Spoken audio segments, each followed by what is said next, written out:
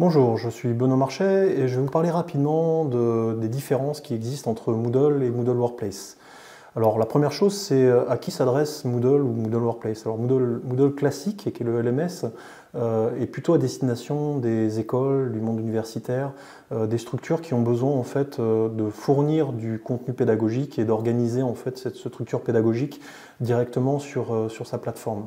Moodle Workplace, c'est plus orienté corporate et organisme de formation. Alors, pourquoi Moodle HQ a développé ce logiciel? Tout simplement pour apporter des fonctionnalités qui n'existent pas en standard dans Moodle et qui nécessiteraient en fait de changer considérablement le cœur de Moodle.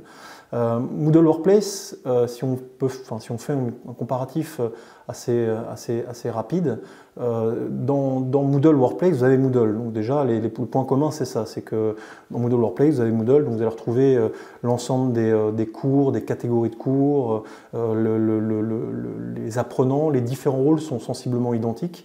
Mais dans Moodle Workplace, vous avez des fonctionnalités supplémentaires. Ces fonctionnalités supplémentaires, elles servent principalement à identifier des organisations, à identifier des profils de postes occupés par les utilisateurs et donc de hiérarchiser ces utilisateurs.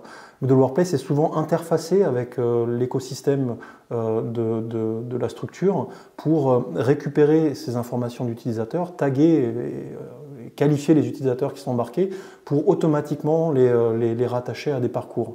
Donc dans Moodle Workplace, vous avez un certain nombre de fonctionnalités, comme par exemple le système d'entités qui permet de compartimenter l'offre de formation des utilisateurs.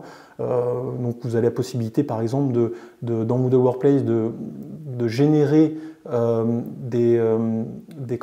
compartimentation qui va être, par exemple, l'interne et l'externe. La nécessité de former des clients avec une entité propre, faire en sorte que les utilisateurs entre eux ne puissent pas se côtoyer, l'interne et l'externe.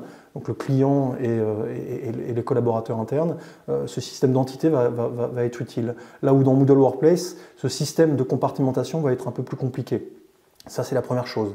La deuxième chose, c'est que dans Moodle Workplace, on a un système de structure organisationnelle. C'est-à-dire quand on embarque l'utilisateur, on va pouvoir l'embarquer dans une hiérarchie. Donc on va pouvoir identifier des postes occupés et des personnes qui vont être responsables d'autres personnes. Là où sur Moodle, on a des rôles qui vont identifier des capacités, mais pas forcément des profils d'utilisateurs avec une visualisation particulière.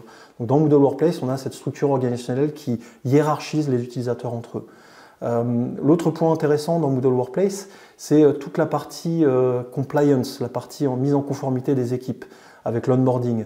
Dans Moodle, vous avez le cours, qui est en fait le contenu de formation assez classique, enchaînement d'activités de ressources.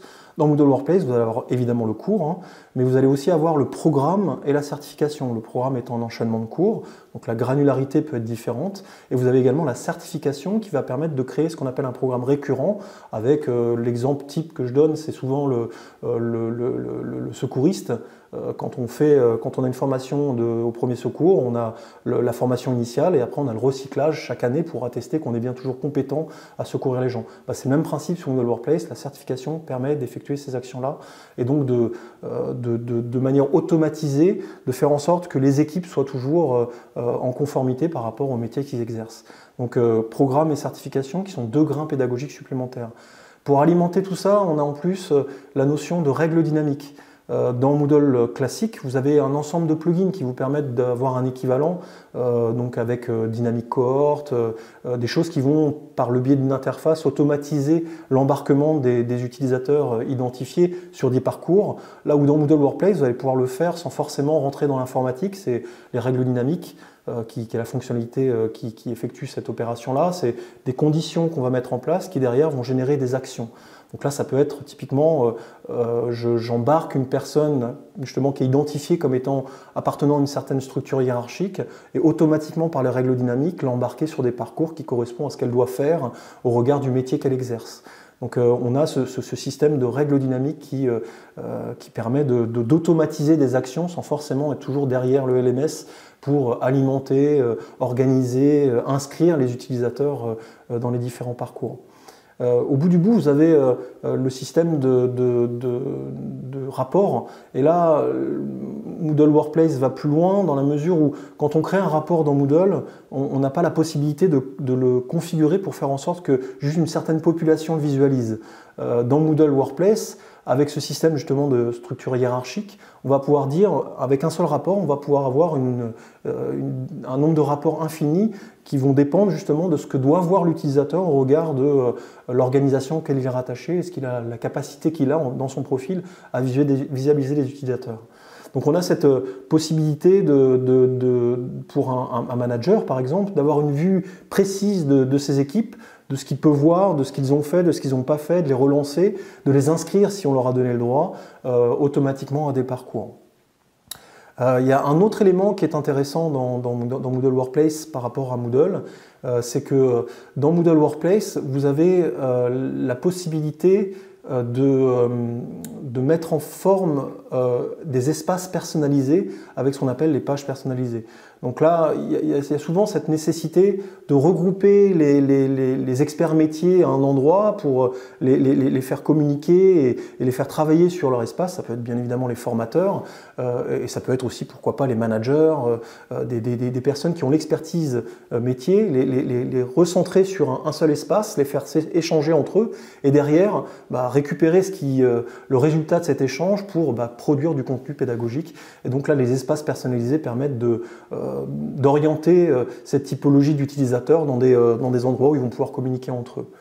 Un autre point important, et c'est un point différenciant dans Moodle Workplace par rapport à Moodle, c'est que la volonté de Moodle HQ, c'est vraiment de faire en sorte de développer un maximum de fonctionnalités innovantes dans Moodle Workplace dans un premier temps, pour après le déployer sur Moodle en fonction de ce qui a été mis en place.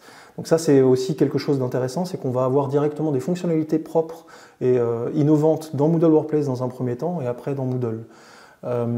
Pour finir, sachez que Moodle Workplace n'est disponible que pour un certain type est proposé par certaines structures que les partenaires premium, dont Innovation fait partie, et donc d'où l'intérêt de passer par Innovation pour découvrir cette solution. Et donc c'est un point aussi différenciant par rapport à Moodle, là où dans Moodle vous allez pouvoir en fait le télécharger, l'installer. Dans Moodle Workplace, il faut passer par le partenaire pour l'obtenir. Le dernier, encore un dernier point important, ça, je sais que j'ai déjà dit le dernier, mais on en rajoute un, c'est que dans Moodle Workplace, vous avez une application propre avec ce système d'entités qui va pouvoir remonter. C'est-à-dire qu'en gros, on va avoir non pas une seule application, mais une application qui va dépendre de l'entité auquel est rattaché l'utilisateur. Donc on a vraiment ce système d'identification de l'utilisateur, son appartenance à l'entité et un environnement graphique propre relatif à l'entité. Donc voilà, ce sont les grosses différences entre Moodle et Moodle Workplace. Si vous avez besoin d'en savoir plus, n'hésitez pas à nous contacter. Et enfin, là, ces vidéos font partie d'un ensemble de vidéos qu'on mettra à disposition sur notre chaîne YouTube. Donc n'hésitez pas à vous abonner ou à vous abonner aussi à notre newsletter pour en savoir plus.